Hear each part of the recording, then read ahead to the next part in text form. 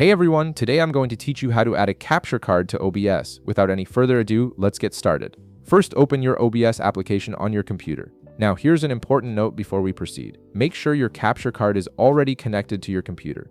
This is crucial because OBS won't be able to detect it otherwise, so double check that connection before moving forward. Once OBS is open, direct your attention to the bottom left corner of the screen. You'll see a plus icon in the Sources panel.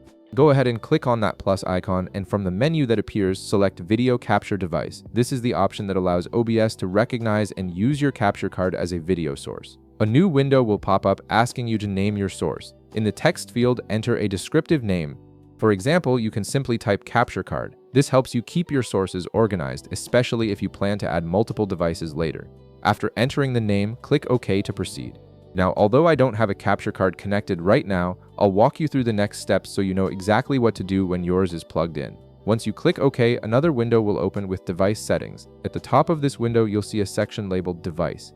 Right next to it, there's a drop-down menu. Click on that drop-down menu and you'll see a list of available video devices. This is where your capture card should appear. Depending on the brand and model you're using, it might show up with different names. It could appear as USB video, HDMI capture, game capture, Elgato HD 60 or 4K series, AverMedia device, or simply your card's brand name. Select whichever option corresponds to your capture card. Next, navigate down to the option that says Resolution/FPS type. Click the drop-down menu right beside it and choose Custom. This option gives you full control over the resolution settings, ensuring your capture card outputs at the quality you need. Right below that, you'll see a field where you can match your resolution to your source.